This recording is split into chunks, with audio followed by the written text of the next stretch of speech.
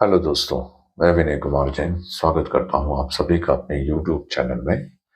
दोस्तों, हम आज चर्चा करेंगे संघ और उसके राज्य क्षेत्र, union and it's territory.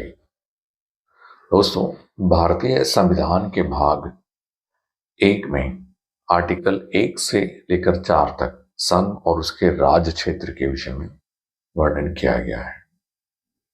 Article 1 या आर्टिकल 1 यह स्पष्ट करता है कि भारत राज्यों का एक संघ है। India, that is Bharat, union of a states, अर्थात भारत राज्यों का एक संघ है। आर्टिकल 1 की दो महत्वपूर्ण विशेषताएं हैं दोस्तों। पहला ये कि भारतीय संविधान का एकमात्र अनुच्छेद है जिसमें भारत शब्द का इस्तेमाल किया गया है। जी हाँ दोस्तों, बाकी संविधान में जो 395 अनुच्छेद हैं उनमें कहीं भी भारत शब्द का इस्तेमाल नहीं किया गया है।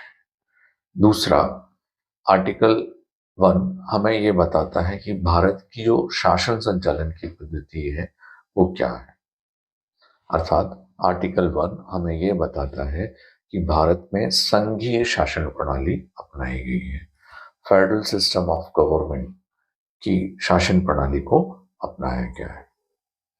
किंतु फेडरल सिस्टम ऑफ गवर्नमेंट प्रणाली अपनाते हुए भी संविधान निर्माताओं ने आर्टिकल 1 में फेडरेशन शब्द का प्रयोग नहीं किया हुआ है। आर्टिकल 1 में फेडरेशन शब्द के स्थान पर संघ, यूनियन शब्द का प्रयोग किया गया है। दोस्तों, इसके दो कारण हैं। पहला कारण कि भारतीय संघ राज्यों के बीच किसी भी तरह के समझौते का परिणाम नहीं है, जैसा कि अमेरिका में प्रारंभ में 13 राज्य थे और बाद में समझौते करते हुए वहां राज्यों की संख्या आज 50 हो गई। दूसरा, किसी भी राज्य को भारतीय संघ से अलग होने का अधिकार नहीं है। इन दो कारणों से, इन दो रीजन है जिसके लिए हमने आर्टिकल 1 में यूनियन शब्द का प्रयोग किया हुआ है। दोस्तों, आर्टिकल 1 के अनुसार भारतीय राज्य क्षेत्र को 3 श्रेणियों में बांटा जा सकता है। नंबर 1, राज्यों का क्षेत्र, स्टेट टेरिटरीज, स्टेट। दूसरा, यूनियन टेरिटरी, संघ क्षेत्र। और तीसरा, ऐसे क्षेत्र जिन्हें भारत सरकार द्वारा अधिग्रहित किया जा सकता है। इस पर विशेष रूप से ध्यान रखिएगा, कई प्रारंभिक परीक्षाओं में ये प्रश्न पूछा जा चुका है कि आर्टिकल 1 के अनुसार भारतीय संघ में शामिल क्षेत्र कौन कौन से हैं। तो 3 क्षेत्र हैं, राज्यों का क्षेत्र, संघ शासित क्षेत्र या केंद्र शासित प्रदेश, और तीसरा वे क्षेत्र जिन्हें भारत सरकार द्वारा अधिग्रहित किया जा सकता है। दोस्तों, भारतीय संघ में शामिल राज्यों और केंद्र शासित प्रदेशों की सूची संविधान की प्रथम अनुसूची, फर्स्ट शेड्यूल में वर्णित की गई। वर्तमान में इस सूची में 28 राज्य और 8 केंद्र शासित प्रदेशों को लिस्टेड किया गया है। दोस्तों, भारतीय संघ में नए राज्यों के प्रवेश या स्थापना संबंधी प्रावधान आर्टिकल 2 में, आर्टिकल 2 या आर्टिकल 2 में वर्णित किए गए हैं। आर्टिकल 2 यह निर्धारित करता है कि संसद विधि बनाकर किसी भी नए भूभाग को या नए क्षेत्र को भारतीय संघ में नए राज्य के रूप में स्थापित कर सकती है, नए राज्य, भारत का नया राज्य बना सकती है। उदाहरण के लिए, जैसे 1954 में पौंडीचेरी को भारतीय संघ में स्थान दिया गया, 61 में गोवा का भारतीय संघ में प्रवेश हुआ। इसी तरह दोस्तों, 1974 में सिक्किम को 34वें संविधान संशोधन के द्वारा भारतीय संघ में शामिल किया गया तथा 35वें संविधान संशोधन अधिनियम 1975 के द्वारा सिक्किम को पूर्ण राज्य का दर्जा प्रदान किया गया।